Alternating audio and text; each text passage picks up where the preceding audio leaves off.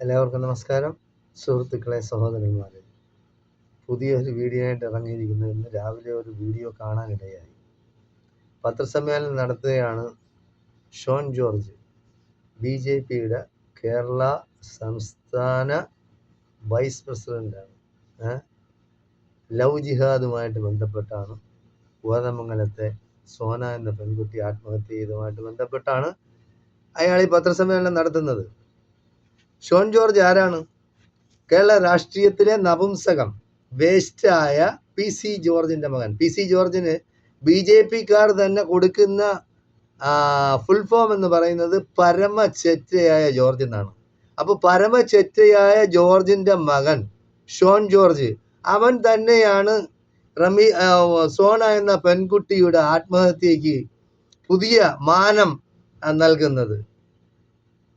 കേരളത്തെ എങ്ങനെ കലാപഭൂമിയാക്കാം എന്ന് മൈക്രോസ്കോപ്പ് വെച്ച് ഓരോ ദിവസവും ഇവര് പരീക്ഷണം നടത്തിക്കൊണ്ടിരിക്കുകയാണ്.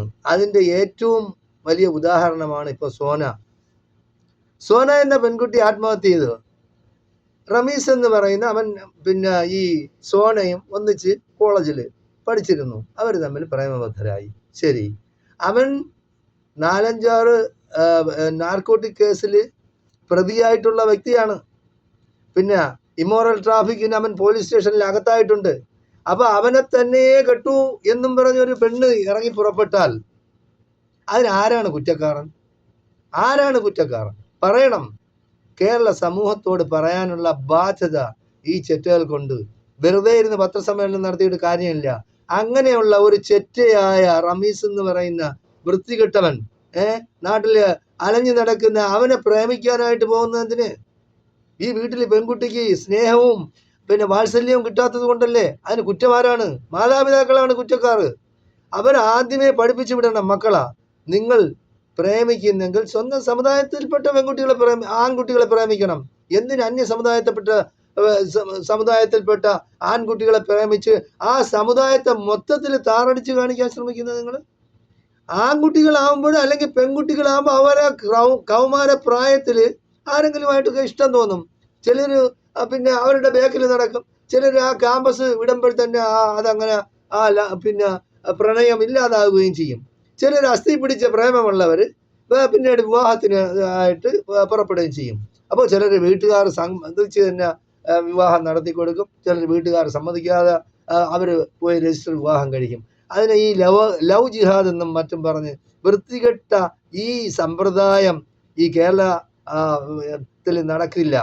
കേരളത്തിൽ അങ്ങനെ ഒരു പ്രശ്നമേ ഇല്ല.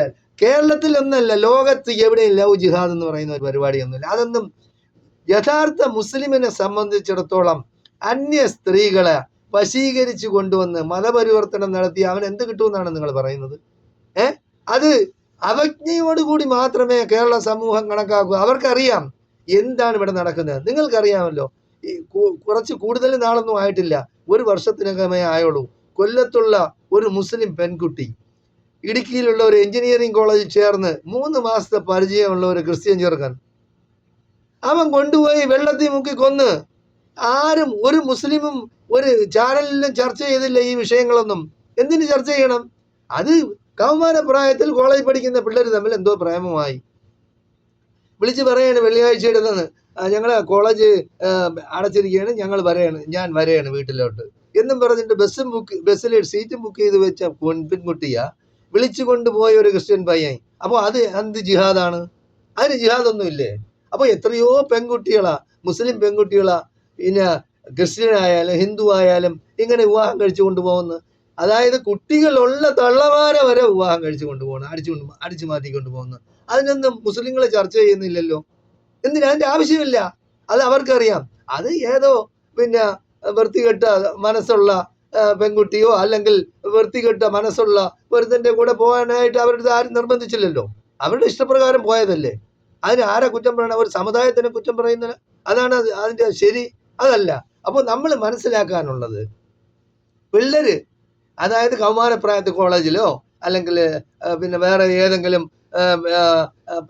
വിദ്യാഭ്യാസ സ്ഥാപനങ്ങളിലോ പഠിക്കുമ്പോൾ ചില പിള്ളേർക്ക് ചിലരോട് ഇഷ്ടം തോന്നും. ചിലർ വിവാഹം കഴിക്കും, ചിലർ വിവാഹം കഴിക്കില്ല.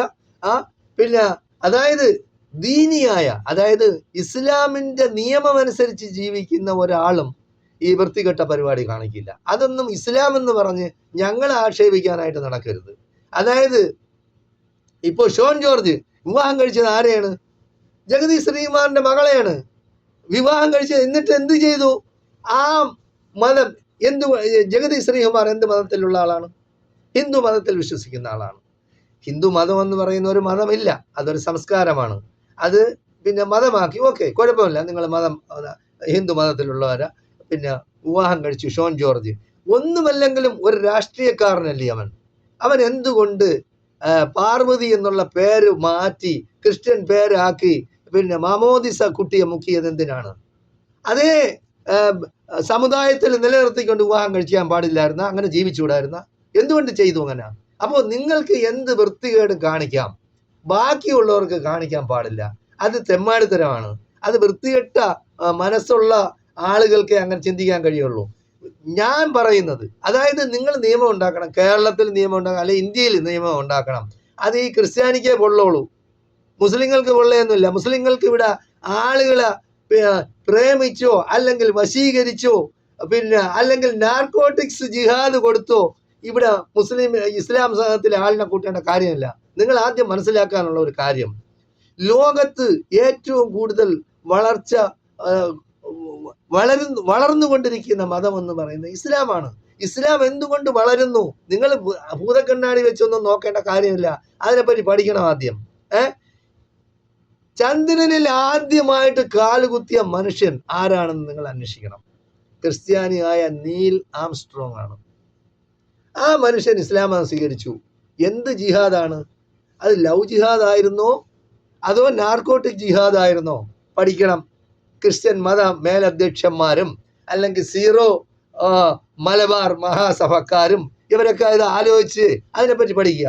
2, ലോക ഹെവി വെയ്റ്റ് ചാമ്പ്യൻ ആയിരുന്ന കാഷ്യസ് ക്ലേ അമേരിക്കക്കാരനായിരുന്നു. കാഷ്യസ് ക്ലേ മുഹമ്മദ് അലി എന്ന പേര് സ്വീകരിച്ചുകൊണ്ട് ഇസ്ലാം മതം സ്വീകരിച്ചു. അതെന്ത് ജിഹാദായിരുന്നു? നാർക്കോട്ടിക് ആയിരുന്നോ ലവ് ജിഹാദ് ആയിരുന്നോ? തെണ്ടിത്തരം പറയുന്നതിനൊരു മര്യാദയുണ്ട്. ഈ ആവശ്യമില്ലാതെ ചാനലുകളിൽ വന്നിരുന്ന് ഇങ്ങനെ വളിച്ച ഈ സംസാരിക്കാൻ നിനക്കൊന്നും ലജ്ജയില്ലേ? മനുഷ്യന്മാരാകുമ്പോൾ ലജ്ജ വേണം. അതായത് ഏതെങ്കിലും മതത്തിന്റെ അധ്യക്ഷന്മാര്, അതായത് ജനങ്ങൾ ബഹുമാനിക്കുന്ന ആൾക്കാർ ഇങ്ങനെ വൃത്തികെട്ട ഈ വായിൽ നിന്ന് വരുന്ന വമിക്കുന്ന വൃത്തികെട്ട ഈ സംസാരം നിർത്താൻ നിങ്ങൾ പഠിച്ചിട്ടില്ലേ? നിങ്ങൾ എന്ത് മത മേലധ്യക്ഷന്മാരാണ്? നിങ്ങൾ എന്ത് രാഷ്ട്രീയക്കാരാണ്? നിങ്ങൾക്ക് എത്ര വിവരമുണ്ട്? നിങ്ങൾക്ക് എത്ര ബുദ്ധിയുണ്ട്? നിങ്ങൾ വേറൊരു കാര്യം മനസ്സിലാക്കണം. ലോകത്ത് അവസാനമായി ഹെവി വെയ്റ്റ് ചാമ്പ്യനായിരുന്ന മൈക്ക് ടൈസൺ അവസാന കാലത്ത് ഇസ്ലാം മതം സ്വീകരിച്ചു. എന്തുകൊണ്ട് സ്വീകരിച്ചു? എന്ത് ജിഹാദായിരുന്നു? ലവ് ജിഹാദ് ആയിരുന്നോ അതോ നാർക്കോട്ടിക് ജിഹാദ് ആയിരുന്നോ? അപ്പോൾ മനുഷ്യന്മാർക്ക് അവരവർക്ക് ഇഷ്ടമുള്ള മതം സ്വീകരിക്കാനും അതനുസരിച്ച് ജീവിക്കാനും അത് പ്രചരിപ്പിക്കാനുമുള്ള അവകാശം ഇന്ത്യൻ ഭരണഘടനയിലുണ്ട്. അതുപോലെ പല രാജ്യങ്ങളിലും ഭരണഘടനയിൽ ഇത് അവരുടെ അവകാശമായിട്ട് ഉറപ്പാക്കിയിട്ടുള്ള കാര്യമാണ്. അതിന് ഈ പട്ടി ചിലയ്ക്കുന്നത് പോലെ കിടന്ന് ചാനലിൽ വന്നിരുന്ന് ചിലച്ചിട്ട് കാര്യമില്ല.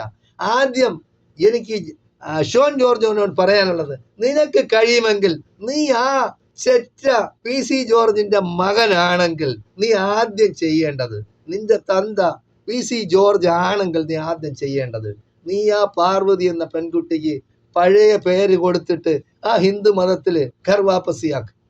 നിനക്ക് അതിന് കഴിവുണ്ടോ? അല്ലെങ്കിൽ BJP-കാരൻ ഷോൺ ജോർജിനാണ് ആവശ്യപ്പെടണം, നീ എന്തുകൊണ്ട് ഹിന്ദു പെൺകുട്ടിയെ വിവാഹം കഴിച്ച് ക്രിസ്ത്യൻ മതത്തിൽ ചേർത്തു? നീ ആദ്യം അത് തിരിച്ച് ഹിന്ദു മതത്തിൽ ചേർത്തതിന് ശേഷം നീ ഇവിടെ BJP-യുടെ വൈസ് പ്രസിഡന്റ് ആയാൽ മതി എന്ന് പറയാനുള്ള ചങ്കൂറ്റവും ആണത്തവും ഈ RSS-കാരന് സംഘപരിവാർ ശക്തികൾക്ക് എന്തുകൊണ്ടില്ലാതെ ആയിപ്പോയി? എന്തുകൊണ്ടില്ല? ഞാൻ ചോദിക്കുകയാണ്. ഞാനും ഇന്ത്യയിൽ അല്ലെങ്കിൽ കേരളത്തിൽ ജനിച്ച് ജീവിച്ച് വളർന്ന ഒരു മനുഷ്യനാണ്. എനിക്കും ചോദിക്കാനുള്ള അവകാശമുണ്ട്. എനിക്കും ഭരണഘടന പല അവകാശങ്ങളും എനിക്ക് ഉറപ്പ് നൽകിയിട്ടുള്ളതാണ്. എല്ലാ മനുഷ്യരെയും പോലെ എല്ലാവർക്കും അവനവരുടേതായ അവകാശങ്ങളുണ്ട്. ആ അവകാശങ്ങൾ ചോദ്യം ചെയ്യപ്പെടുമ്പോഴാണ് ഇവിടെ പ്രശ്നങ്ങൾ ഉണ്ടാവുന്നത്. ഇവിടെ നിർബന്ധിത മതപരിവർത്തനം എന്ന് പറയുന്ന ഒരു പരിപാടിയില്ല. കാരണം ഒരാളിനെ പ്രേമിക്കുന്നത് എന്ത് നിർബന്ധിച്ച അങ്ങനെ പ്രേമിക്കാൻ നോക്കൂ, അങ്ങനെ വിവാഹം കഴിക്കാൻ നോക്കൂ? ഇതെന്താ വെള്ളരിക്ക പട്ടണമാണ്? ഇവിടെ പോലീസില്ലേ, പട്ടാളമില്ലേ, ഇവിടെ ഒന്നുമില്ലേ? ഇവിടെ പെൺകുട്ടിയ, അതായത് പ്രേമിച്ച പെൺകുട്ടിയെ നിർബന്ധിച്ച് കൊണ്ടുപോയി മർദ്ദിച്ചു. എന്ത് മർദ്ദനം? അപ്പൊ മർദ്ദിച്ചെങ്കിൽ അവർക്ക് പുറത്തിറങ്ങി പോലീസ് സ്റ്റേഷനിൽ പോയാൽ പോരെ? ഈ ഷോൺ ജോർജും അവന്റെ തന്തയും ഒക്കെ എവിടെ പോയിരുന്നു? അല്ലെങ്കിൽ ഇവിടെയുള്ള മലബാർകാർ എവിടെ പോയിരുന്നു? ഇതെല്ലാം വൃത്തികെട്ട തെമ്മാടിത്തരം പറയലാണ് അവന്റെ എല്ലാം ജോലി. ഇവനൊന്നും വേറെ ജോലിയില്ല. അതായത് രാവിലെ കുളിച്ചൊരുങ്ങി ചാനങ്ങളുടെ മുമ്പ് വന്നിരുന്ന് തെമ്മാടിത്തരം പറയുന്ന യമന്റെ എല്ലാം പേരിൽ കേസെടുക്കണം. അതായത് ആദ്യമായിട്ട് വേണ്ടത് കേരളത്തില് നല്ല ഭരണാധികാരികൾ ഉണ്ടാവണം. നല്ല ഭരണാധികാരികൾ ഉണ്ടായാൽ ഇങ്ങനെയുള്ള ചട്ടത്തരം ആരും വിളിച്ചു പറയില്ല. അതായത് വർഗീയ വിഷം ചീറ്റുന്ന ഈ തെമ്മാടി കൂട്ടങ്ങളെ അവർക്കെതിരെ കേസെടുക്കണം. ആരെങ്കിലും എവിടെയെങ്കിലും എന്തെങ്കിലും ഒരു പ്രേമമോ അല്ലെങ്കിൽ ഒരു ഗുണ്ടാകൾ തമ്മിൽ ഒരു ഫൈറ്റോ ഉണ്ടായാൽ അതില് വർഗീയത കാണുന്ന ഈ തെമ്മാടിത്തരം ഈ കേരളത്തിൽ എന്നോട്ടാണ് വന്നു തുടങ്ങിയത്. ഇങ്ങനെയൊന്നും അല്ലായിരുന്നല്ലോ കേരളം. നമ്മളെല്ലാം ആരാധിക്കുന്ന ദൈവം എല്ലാ സമുദായക്കാരും ആരാധിക്കുന്നു. നിങ്ങൾ മനസ്സിലാക്കാനുള്ള ഒരു കാര്യം എന്ന് പറയുന്നത്, ലോകത്ത് ഏറ്റവും കൂടുതൽ മതവിശ്വാസികൾ ഉള്ളത് ഏത് മതത്തിലാണ്? ഇപ്പൊ നമ്മൾ അത് ചെയ്യേണ്ട കാര്യമില്ല. ഓരോരുത്തർക്കും അവനവൻ്റെതായ മതവിശ്വാസമായിട്ട് ജീവിക്കാനും അതിനനുസരിച്ച് പ്രവർത്തിക്കാനുള്ള അവകാശം നമുക്കുണ്ട്. അപ്പോൾ അതുകൊണ്ട് ഈ ചാനലിൽ വന്ന് ചെറ്റത്തരം പറഞ്ഞ് മനുഷ്യരെ തമ്മിൽ വേർതിരിപ്പിക്കുന്ന, മനുഷ്യരെ തമ്മിൽ ഭിന്നിപ്പിക്കുന്ന ഈ ഏർപ്പാട് നിർത്തണമെന്നാണ് എനിക്ക് പറയാനുള്ളത്. കേരളത്തിലെ സ്വതന്ത്രമായി ചിന്തിക്കുന്ന ജനാധിപത്യ മതേതര വിശ്വാസികളായ എല്ലാ ജനങ്ങളും ഈ ഷോൺ ജോർജിനെയും അല്ലെങ്കിൽ ഇവിടെയുള്ള ശശികലയും വെള്ളാപ്പള്ളി നടേശനെയും പോലുള്ള ചെറ്റകളാ ഇവര് തികഞ്ഞ അവജ്ഞതയോട് കൂടി തന്നെ ഇവരുടെ ഈ പ്രവൃത്തികളെ എഴുതിത്തള്ളും എന്നാണ് ഞാൻ വിശ്വസിക്കുന്നത്. ജയ് ഹിന്ദ്, ജയ് ഭാരത്.